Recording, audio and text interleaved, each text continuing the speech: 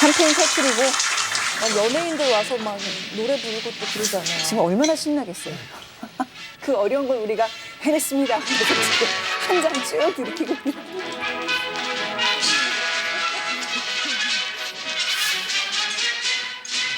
네가 이제 이 자리 맡아야지. 이 자리는 네가 가져야지. 서로 농공 행상을 하고.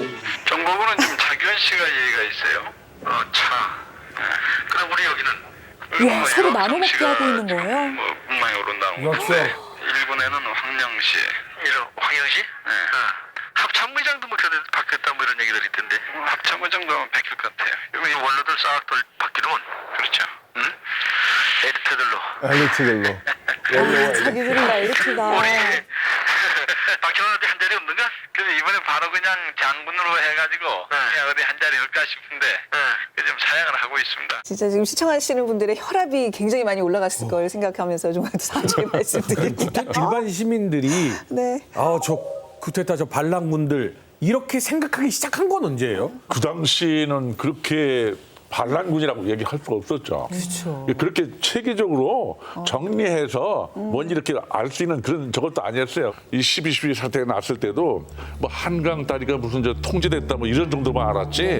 그건 나중에 알았어요. 12.12 뭐 반란이라고 이런 거 우리는 몰랐어요. 12.12 쿠데타로 전두환 신군부는 육군 총장과 국방장관 둘을 갈아치웁니다. 그리고 며칠 내에 장성 40명을 예편을 시켰습니다.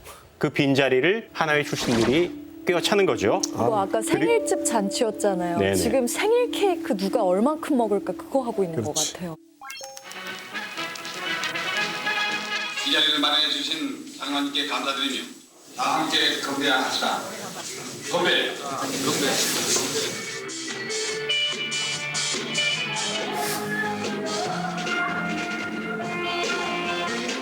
보안사령관이 한국의 실권자라니 뭐 여러 가지 그 유언비어가 아직도 내용을 잘 모르는 우리 국민들 간에 오고 가고 있습니다.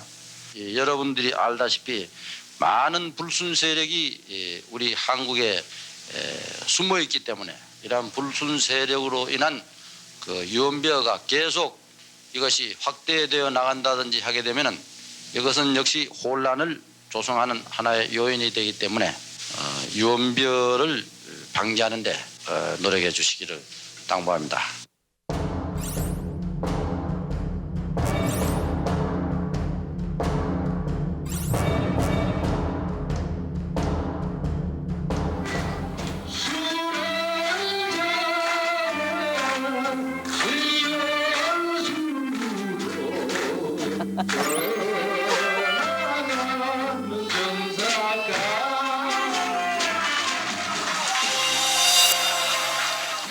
그리고 12.12 쿠데타가 일어나고 난 8개월 만에 최규하 대통령이 사임하게 되고 전두환이 80년 8월에 11대 대통령으로 장충체육관 선거를 통해서 됩니다. 그리고 권력은 노태우에게 이어졌고요. 쿠데타에 참가했던 다른 장성들도 당연히 현달했습니다. 육군 총장, 장관, 안기부장, 국회의원 등 우리가 알 수 있는 많은 사람들이 이 자리에 올랐습니다. 반면 정승화 총장은 서빙고 문실에 끌려가서 물고문 당하고 빠따 맞고 난 다음에 7년형을 선고받고 이등병으로 예편되어서 연금도 못 받게 됩니다. 진짜 연금 못 받는 거예요? 못 받죠. 이등병으로 강등돼 버리면 못 받아요. 물고문을 당하게 이랬던 게 중요한 것이 아니고 장성했던 사람이 옷 벗어야 되고 지하철 혼자 들어가가지고 그게 수모잖아요. 그렇죠. 수모 자체가 고문이죠. 내란을 일으킨 사람들이 내란죄를 묻는 말도 안 되는 상황이 지금 벌어진 거예요. 지금. 뻔하장이죠. 그러니까 전두환이라고 하는 사람이 권력을 장악하기 참 좋은 환경이었던 것 같아요. 일단 법체계가 유신체제니까 네. 국민들의 지지가 필요 없는 거예요. 그냥 체육관에서 이렇게 힘만 있으면 얼마나 대통령이 될 수 있으니까 이게 얼마나 좋은 먹잇감이었을까. 반란을 일으켰다고 그게 어떻게 쉽게 이렇게 정권을 쟁취할 수 있죠? 12.12 쿠데타부터 80년 5.17까지 무려 8개월이 걸렸습니다. 역사에서 가장 긴 쿠데타라고 합니다. 그 사이에 전두환이 어떻게 됐느냐. 80년 4월에 중정부장 서리를 합니다. 개입하는 것이 아니냐. 그 안간의 오염이 장기로 부장으로서 본인에게 주어진 소임을 다하는 것이 오히려 정치 발전에 도움이 되었으면 되었지 차질을 초래한다고는 생각하지 않습니다. 군의 명령 체계에서 벗어날 수 있는 거고요. 중정 예산이 한 해 예산이 1,000억이었어요. 마음대로 써도 됐습니다. 중정부장 서리가 되어서 대통령 준비 작업을 했다고 보통 얘기를 합니다. 그리고 이 기간 동안 미 8군 사령관, 주한미 대사, CIA 한국 지부장을 만나서 계속 미국의 승인을 받으려고 합니다. 근데 미국이 쉽게 승인할 수 없잖아요. 근데 전두환은 어떻게 했냐면 미 대사, 미 8군 사령관을 만나는 행위 자체가 미국이 12.12를 승인했다. 혹은 전두환의 실권을 인정했다라는 것을 인정한 것처럼 언론 플레이를 하게 됩니다. 왜냐?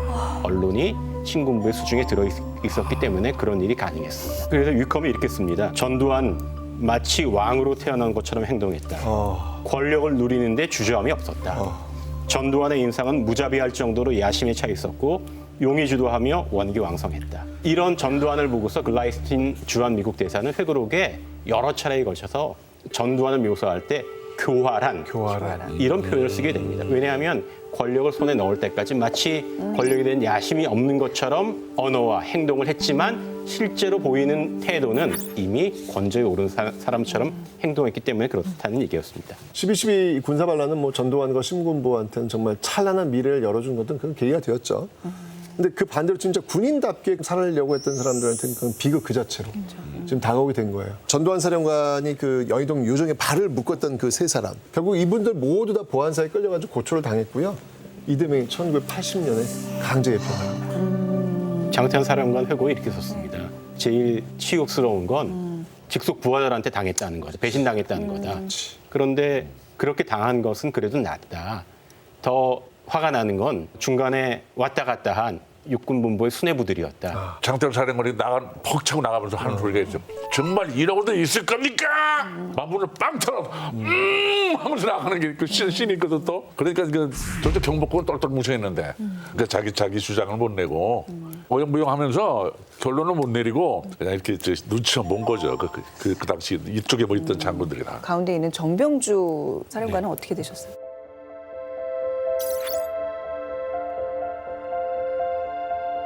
비극적이었어요. 정병주 특전사령관은 88년에 경기도 야산에서 변사체로 발견됐습니다. 유서가 없었기 때문에 가족들은 이게 타살을 주장했지만 사실은 받아들여지지 않았고요. 이러면 안 되는 거 아닌가요? 정말.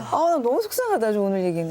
또 잊혀진 또 죽음도 있어요. 특전사령부 비서실장이었던 김호랑 소령 사령관 지키려다가 결국 반란군에 총을 맞아가지고 결국 사살되었고요.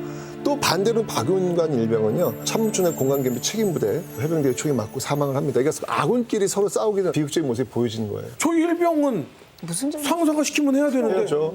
평생을 앞으로 역사 속에 반란군으로 남는 거예요? 그럴 수밖에 없는 거죠. 뭐. 한 사람 한 사람 얼마나 그 귀한 집의 아들들이며 형제였겠어요. 그러면요. 여기에서 그 정선엽 병장은 제대하기 3개월 전에 또 저런 일을 당했다 그러더라고요. 정말 맞아요. 형님분도 그때 그 분노와 증오심에 힘들어하시다가 종교에 입문해서 지금 선교사 활동을 하고 계시대요.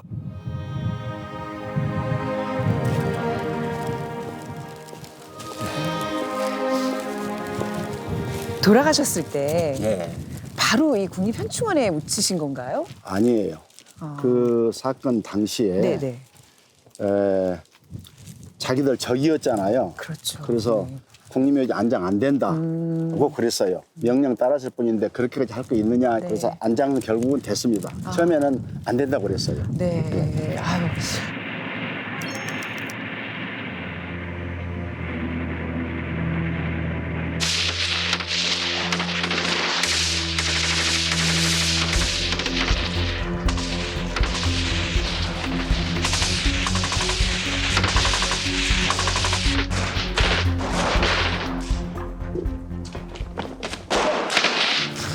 육군명장 정선엽의 묘 위에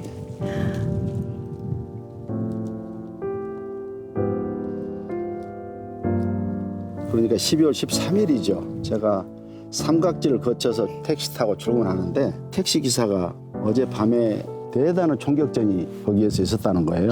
그래서 제가 국방부로 가서 면회 신청을 했어요. 네. 면회가 안 된다고 그러더라고요. 저하고 아직도 소통하고 있을 네. 정도로 교우 관계가 참 좋았어요.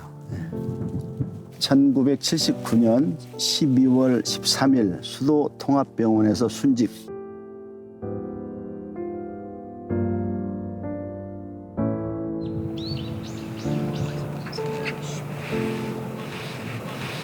용서할 준비가 사실 개인적으로는 돼 있었어요. 그런데 용서라는 것이 잘못한 사람이 사죄를 해야 성립이 되잖아요. 당연하죠. 네.